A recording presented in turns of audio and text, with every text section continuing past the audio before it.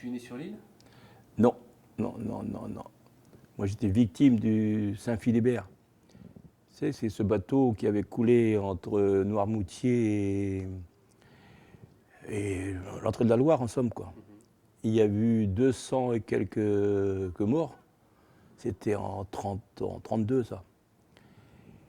Et si bien que la presse, ou je sais qui, par une voix écrite sûrement, avait dit que les crustacés mangeaient les cadavres.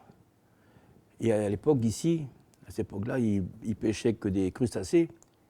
Ils les conservaient dans l'eau, en vivier. Il n'y avait pas de courant, donc pas de congélateur. Ça fait que c'était la famine sur l'île. Et mes parents, donc en 32, sont partis à la Turballe. Et toute l'occupation, moi je suis né en 39, toute l'occupation, je l'ai vécue à Turballe. Et beaucoup, la moitié de la population d'ici est partie là-bas. C'est pour ça qu'on retrouve les noms, les îles, Gurin, Le Fur, Blanchet, Alanic et j'en passe, Palmec, qui sont restés à la Turballe. Et mes parents, moi, sont revenus en 47. Donc j'avais 8 ans. Et je me suis installé ici. J'ai fait l'école primaire ici jusqu'en 53.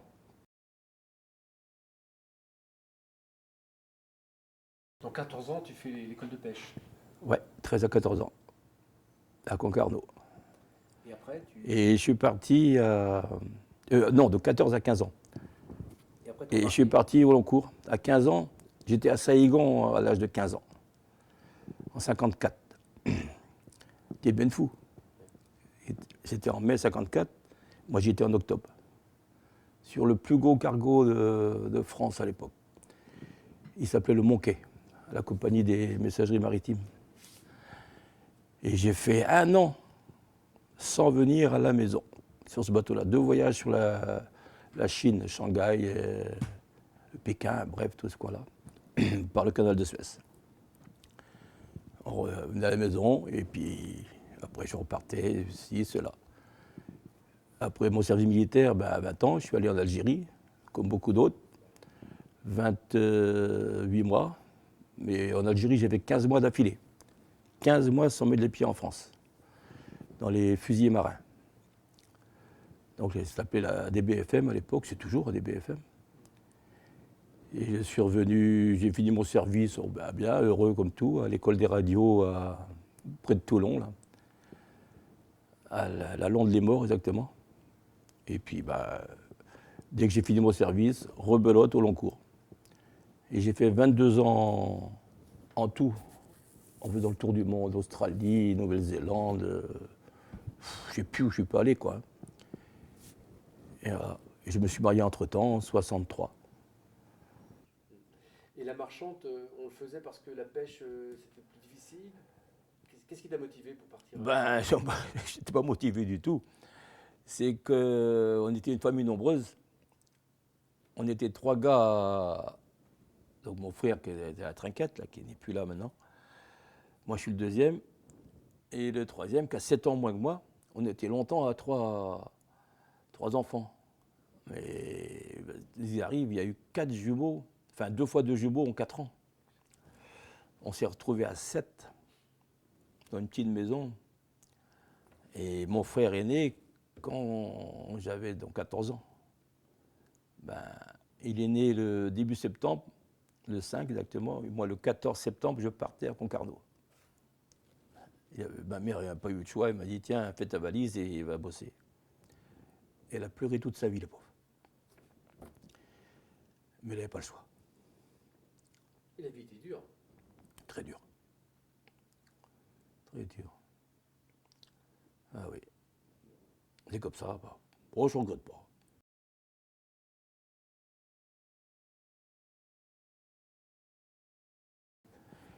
Mais j'en ai eu marre en 77. Là. Je me suis fait faire un bateau, neuf, à Logmalo, près de Lorient. Là.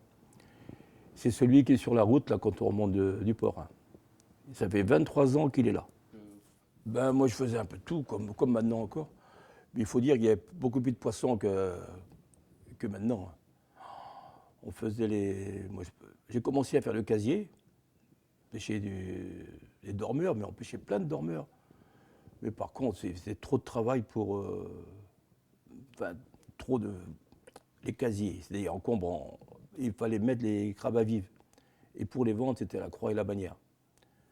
Et j'ai changé de métier, j'ai fait le bao à bar. Et à cette époque-là, il y avait du bar.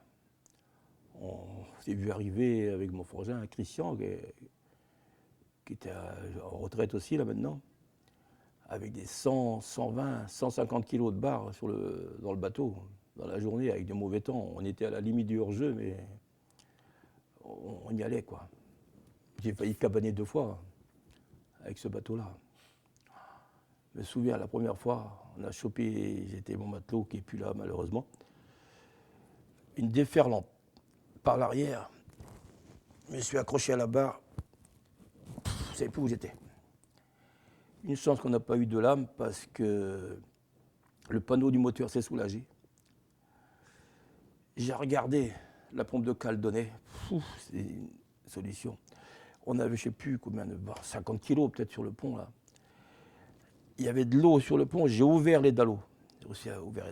J'ai vu les barres qui sont parties, les couteaux, ce que je sais, moi, qui sont partis par le dallot.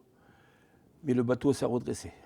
Ouf, une chance qu'on n'a pas eu de lame parce que j'étais, enfin, peut-être vivant, mais il n'y avait plus de bateau. Et après, on se regarde avec le matelot. Il nous restait deux baos à lever, ou 2 ou 3, peu importe.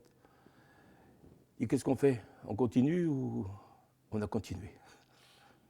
Ouais. Ça, c'était une fois.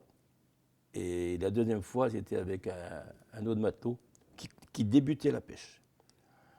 Mais alors, bêtement, on rentrait à terre. Je suis passé près d'un caillou où je passe des milliers de fois. Une lame de fond nous a pris. On s'est couché, mais alors couché comme l'hélice était hors de l'eau. Le bateau sur le flanc. Et comme c'est un bateau assez marin quand même, il s'est redressé. J'ai eu une trousse, et puis au moins, le matelot était là, il s'était accroché au vircasier. Je lui dis, Janou, ça va? Ouais, qu'il me dit. Moi, j'ai fait semblant de braver un peu pour pas dire que j'ai eu peur. Parce que lui, il débutait, il y avait quoi, 1 mois qu'il pêchait avec moi. Et j'ai pas voulu lui faire peur, quoi. Mais vraiment, moi, le palpitant, c'est ces 2 fois-là. Et ça m'est resté. Bah oui, tu m'étonnes. Ouais. Bah, c'est un métier rude, hein. C'est un métier, il faut aimer son métier. Ah non, mais c'est un métier, si je reviens, bref, s'il y a une autre vie, moi je reviens, je fais la pêche. Ah oui, oui, oui, oui, oui. On est libre, on fait ce qu'on veut un peu. Et on vit bien de la pêche? On vit bien. Ah oui, oui. Le gars qui veut bosser, il vit de la pêche. Et celui qui joue aux boules, voilà. Non, il faut penser à pêcher, c'est pas à s'amuser. Et tu...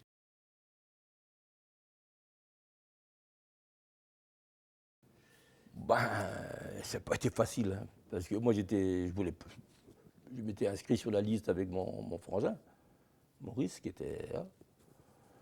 Mais c'est moi qui ai été parachuté mer, sans le vouloir. Oh, ça n'a pas été facile, mais je m'en suis bien sorti. Je m'en suis bien sorti, finalement, dans l'ensemble. Et être maire d'une petite île comme ça, d'une centaine d'habitants, ça veut dire... Ouais, souvent, je disais que c'est plus facile d'être maire de Paris que de maire d'une île. Parce qu'il faut tout faire. Le juge de paix. Il y a le chien qui a mordu la poule, il fallait aller voir les clients. Quand c'est la poule qui mord le chien, c'est encore pire, tu vois. Et sage-femme, non. Quelqu'un manquait son bateau, allez, on est à la mairie, il fallait le loger. Il fallait toujours s'occuper. Tout le temps, tout le temps, tout le temps. Un bateau qui fait à la côte, allez, Drine à la mairie. Il y a un tas de choses comme ça qui sont intéressantes. Mais c'est du boulot, hein. Tandis qu'ailleurs, on délègue ses pouvoirs, il y a la gendarmerie, les pompiers, il n'y avait pas de pompiers à l'époque. C'est moi qui ai fondé la caserne des pompiers, c'est à mon époque. Le tout à l'égout, je suis à l'origine du tout à l'égout. J'étais bien avec le CIVOM là-bas, et conseil général, avec Karoff, je me rappelle à l'époque. Ouais. Tout à l'égout, ça a été vraiment une bonne chose.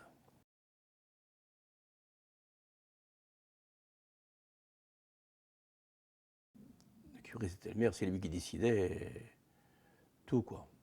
Ben, ça se comprend qu'il était maire, parce qu'à l'époque, les gens n'avaient pas d'instruction. Le maire a à peine dit, je ne dis pas qu'il ne savait pas lire, loin de là, mais il ne savait pas trop. Donc c'était une tradition que c'était les curés, enfin les deux recteurs de Watt et Édic qui étaient maires. Et ça a duré 100 quelques années. Bon, ben, moi j'ai eu un. Bref, je ne vais pas m'éterniser là-dessus, mais un accrochage avec le curé qui était secrétaire de mairie, donc. Je lui ai signé ces quelques mois de salaire, mais comme il ne faisait plus l'affaire, il a pris sa retraite et puis voilà.